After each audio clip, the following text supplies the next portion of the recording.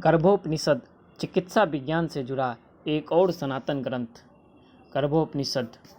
ओम सहना भवतु सहनो भुनक्तु सह वीर्यकरवावहै तेजस्विनाविधामस्तु मा विद्विषावहै। गर्भ उपनिषद संस्कृत शब्द है, अर्थात गर्भोपनिषद। गर्भोपनिषद एम्ब्रियो पर गूढ़ सिद्धांत नाबालिगों में से एक उपनिषदों माना जाता है। 108 हिंदू उपनिषदों ग्रंथों के आधुनिक मानव शास्त्र में यह 17वें नंबर पर सूचीबद्ध है। इसमें लिखा हुआ संस्कृत यह है कि यह कृष्ण के साथ जुड़ा हुआ है। यजुर्वेद कुछ के द्वारा और एक वेदांत उपनिषद के रूप में जुड़े अर्थवेद अन्य विद्वानों द्वारा इसे 35 में से एक माना जाता है। इसे 35 में से एक समान उपनिषद माना जाता है। उपनिषद का अंतिम श्लोक ऋषि की पाठ की विशेषता देता है, जैसे पिपलाद, लेकिन पाठ का कालक्रम और लेखक अस्पष्ट और जीवित पांडुलिपियाँ क्षतिग्रस्त हैं, एक दूसरे के साथ असंगत और अपूर्ण है। गर्भ उपनिषद एक ऐसा पाठ है जो चिकित्सा और शरीर विज्ञान से संबंधित विषयों पर विशेष रूप से टिप्पणी करता है, जो गठन और विकास के सिद्धांत से संबंधित है।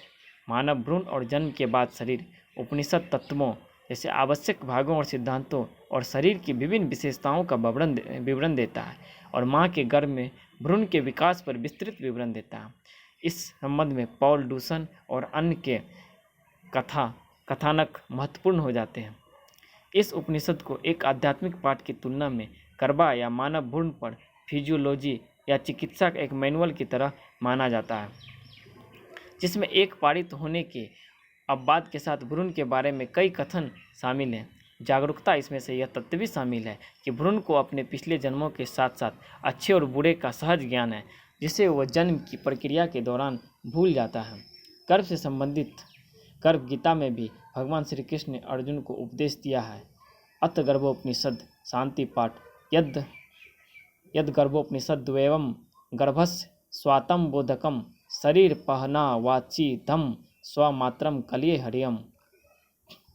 इस संबंध में कहा गया है, शरीर पंचात्मक, पांचों में वर्तमान, 6 आश्रयों वाला, 6 गुणों के योग से युक्त, 7 धातुओं से निर्मित, 3 मलों से दूषित, 2 योनियों से युक्त तथा 4 प्रकार के आहार से पोषित होता है।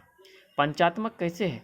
पृथ्वी, जल, तेज, वायु, आकाश, इनसे रचना होने के कारण शरीर को पंचात्मक माना गया है। इस शरीर में पृथ्वी क्या है, जल क्या है, तेज क्या है, वायु क्या है और आकाश क्या है? आइए जानते हैं। इस शरीर में जो कठिन तत्व है वह द्रव पृथ्वी है, जो द्रव है वह जल है, जो उष्ण है वह तेज है और जो संचार है वह आयु है, जो छिद्र है वो आकाश कहलाता है। इनमें पृथ्वी धारण करती है, जल एकत्रित करती है, तेज प्रकाशित करता है, वायु अवयवों को यथास्थान रखता है, आकाश अवकाश प्रदान करता है। इसके अतिरिक्त स्रोत शब्द को ग्रहण करने में, त्वचा स्पर्श करने में, नेत्र रूप ग्रहण करने में, जीवा का रस आस्वादन करने में, नासिका सूंघने में, उपस्थ आनंद लेने में तथा वायु मलोत्सर्ग के कार्य में लगा रहता है। जीव बुद्धि द्वारा ज्ञान प्राप्त होता है, मन के द्वारा संकल्प करता है, वाक इंद्रियों से बोलता है। शरीर 6 आश्रयों वाला कैसे है?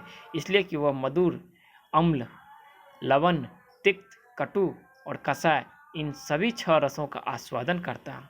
षडज, ऋषभ, गांधार, मध्यम, पंचम, धैवत और निषाद, ये सप्त स्वर तथा इष्ट, अनिष्ट और प्राणिधाक कारण शब्द मिलकर 10 प्रकार के स्वर हैं। शुक्ल, रक्त, कृष्ण, ध्रुम, पित्त, कपित्त और पांडुर, ये सप्त रूप रंग हैं। 7 धातुओं से निर्मित कैसे है?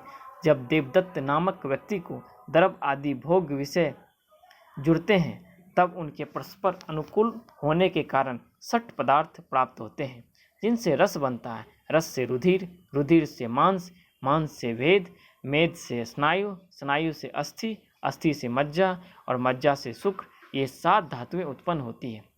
पुरुष के शुक्र और स्त्री के रक्त के संयोग से गर्भ का निर्माण होता है।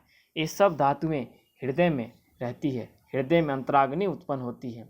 अग्नि स्थान में पित्त, पित्त के स्थान में वायु और वायु से हृदय का निर्माण सृजन क्रम से होता है।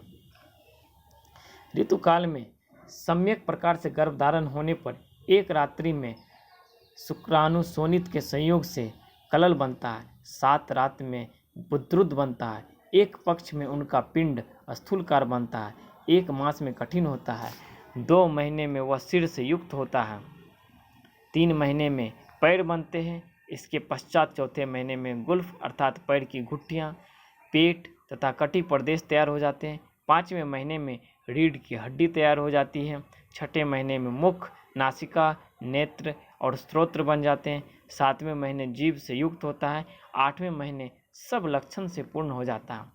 पिता के शुक्र की अधिकता से पुत्र, माता के रुधिर की अधिकता से पुत्री तथा शुक्र और शोणित दोनों के तुल्य होने से नपुंसक संतान उत्पन्न होती है। व्याकुलोचित होकर समागम करने से अंधी, कुबड़ी, लंगड़ा तथा पंगु तथा बौनी संतान उत्पन्न होती है। परस्पर वायु के संघर्ष से शुक्र 2 भागों में बंटकर सूक्ष्म हो जाता है, उससे युग्म संतान उत्पन्न होती है। पंचभूतात्मक शरीर के समर्थ स्वस्थ होने पर चेतना में पंच ज्ञानेंद्रियां बुद्धि उत्पन्न होती है, इसमें गंध, रस आदि के ज्ञान होते हैं। वह अविनाशी अक्षर ओमकार का चिंतन करता है। जब इस एकाक्षर को जानकर उसी चेतना के शरीर में 8 प्रकृति, महत्व, तत्व, अहंकार और 5 तंत्रात्माएं तथा 16 विकार, 5 ज्ञानेंद्रियां, 5 कर्मेंद्रियां, 5 स्थूलभूत तथा मन होते हैं। इसके पश्चात माता का खाया हुआ अन्न एवं पिया हुआ जल नाड़ियों के सूत्रों द्वारा पहुंचाया जाकर गर्भस्थ शिशु के प्राणों को तृप्त करता है। तदंतर 9वें महीना वह ज्ञानेंद्रियों आदि सभी लक्षणों से पूर्ण होता है। जब वह पूर्ण जन्म का स्मरण करता है, उसके शुभ अशुभ कर्म भी उसके सामने आ जाते हैं। तब जीव सोचने लगता है, मैंने सहस्त्रों पूर्व जन्मों को देखा है, उसमें नाना प्रकार के भोजन किए हैं, नाना प्रकार के नाना योनियों के स्तनपान किया, मैं बारंबार उत्पन्न हुआ, मृत्यु को प्राप्त हुआ। अपने परिवार वालों के लिए जो मैंने शुभाशुभ कर्म किए, उनको सोचकर मैं आज यहाँ अकेला दुग्ध हो रहा हूँ। उनके भोगों को भोगने वाले तो चले गए, मैं यहाँ दुख में समुद्र में पड़ा कोई उपाय नहीं देख रहा। यदि इस योनि से मैं छूट जाऊँगा, इस गर्भ के बाहर निकल गया, अशुभ कर्मों को नाश करने वाले तथा मुक्ति रूप फल को प्रदान करने वाले महेश्वर के चरणों का आसरा लूँगा। यदि मैं योनि से छूट जाऊँगा तो अशुभ कर्मों को नाश करने वाले को छोड़ भगवान नारायण की शरण ग्रहण करूँगा। यदि मैं इस योनि से छूट जाऊँगा, अशुभ कर्मों को नाश करने वाले और मुक्ति फल रूप प्रदान करने वाले सांख्य और योग का अभ्यास करूँगा। यदि इस बार मैं योनि से छूट गया तो मैं ब्रह्म का ज्ञान करूँगा। पश्चात वह योनि द्वार से प्राप्त होकर योनि रूप यंत्र में दबाया जाकर बड़े कष्ट से जन्म ग्रहण करता है। बाहर निकलते ही वैष्णवी वायु के स्पर्श से वह पिछले जन्मों और मृत्युओं को भूल जाता है और शुभाशुभ कर्म भी उसके सामने से हट जाते हैं। देह पिंड का शरीर का नाम कैसे होता है? इसलिए कि ज्ञानाग्नि, दर्शनाग्नि, जठराग्नि के रूप में अग्नि उसमें आश्रय लेता है। इसमें जठराग्नि वह है जो खाए, पिए, चाटे और चूसे हुए पदार्थों को पचाता है। दर्शनाग्नि वह है जो रूपों को दिखाता है। ज्ञानाग्नि वह है जो शुभाशुभ कर्मों को सामने खड़ा करता है। अग्नि के शरीर में 3 स्थान होते हैं। आवनीय अग्नि मुख में रहता है, गर्भात अग्नि उदर में रहता है, दक्षिणाग्नि हृदय में रहता है। आत्मा यजमान है, मन ब्रह्मा है, लोभादि पशु है, धैर्य और संतोष दीक्षाएँ हैं, ज्ञानेंद्रियाँ यज्ञ के पात्र हैं, कर्मेंद्रियाँ हवि होम करने की सामग्री है, सिर, कपाल और केश दर्भ है, मुख अंतर्वेदिका है, सिर चतुष्कपाल है, पार्श्व